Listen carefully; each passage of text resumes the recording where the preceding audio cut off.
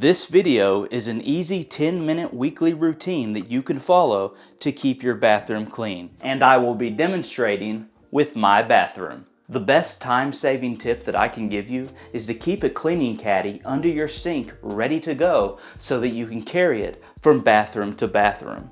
You only need one product to clean your bathroom, one can of scrubbing bubbles. And you can buy this anywhere cleaning supplies are sold. Or if you want something a little more natural because you don't like the chemicals and you want to save a little money, you can make your own bathroom cleaner. Just mix 1 cup of vinegar, 1 cup of water, and 1 teaspoon of Dawn dish soap. At the end of the video, I'm going to tell you why this is better than this. And it's not what you think. The first thing you want to clean is your vanity area. Countertop, sink, and mirror. To do this, you're going to need 2 cloths. 1 cleaning cloth and 1 dry microfiber cloth that you will use to buff and dry with. First, remove all the items from your countertop.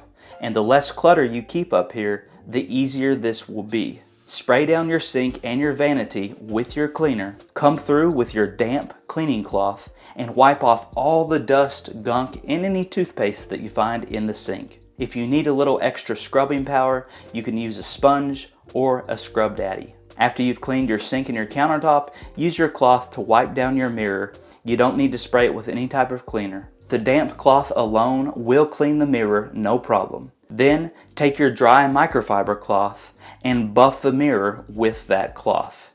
This will eliminate any streaks and make your mirror perfect. The next thing we need to do is to clean our toilet. Once again, we can use our scrubbing bubbles. No toilet bowl cleaner necessary. Don't overwhelm yourself with a bunch of cleaning supplies. And depending on how often the toilet gets used, you may have to do this multiple times a week. But at the bare minimum, always clean your toilet once a week. This will just help to keep those nasty toilet bowl rings away, as well as hard water stains if you are on well water. Also, one more thing you need to know is that if someone has been sick in the house with the flu or some type of virus, this product will function also as a virus-killing disinfectant. The only thing you'll do different if you need this product to function as a disinfectant as well is when you spray your toilet, you're going to allow it to remain visibly wet for 5 minutes before you actually start wiping it off to clean it. You also want to spray down your handle and let it stay wet for 5 minutes. This is just going to give it time to actually do its work,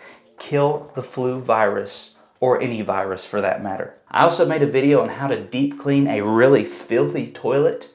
If you want to see that video, that will be listed and linked down below for you. The next thing we want to do is to clean our shower or tub. To clean it is the exact same process. Simply spray it on all the surfaces within the shower or the tub. Let the cleaner sit and dwell a couple of minutes to loosen up any gunk that may be present. Then come through and wipe it out with a sponge or a 𝗕𝗥𝗢𝗘𝗢. And the reason we do this weekly is this is going to help to maintain the shower to ensure you never have to break your back trying to remove a bunch of soap scum buildup. Because if you don't do this weekly and you wait a month, 2 months, 3 months to clean your shower, your bathtub, then it's going to take that much longer to get the job finished. The next thing you want to do is to restock any toilet paper. Fill up your soap dispensers if you have them. Empty your trash and put out clean, fresh towels. For me, this is a hand towel and a bath towel. And lastly, we want to finish off by cleaning our floors. I like to keep a stick vacuum on hand and then just vacuum up any dry debris that you find on the floor. You also might find it helpful to vacuum or sweep your floors to begin with before you do anything, because sometimes water can get on the floor as you're cleaning your shower, and then if you have any hair on the floor, it can be a little difficult to vacuum up. Then come through and mop your floor with a pH neutral floor cleaner, and I like to have my floor cleaner in, as you can see, a spray mop. And as promised, I told you I would tell you why this is better than this. Basically, as I mentioned, this is a disinfectant. This will allow you to kill the flu virus, COVID-19, etc. This right here is not.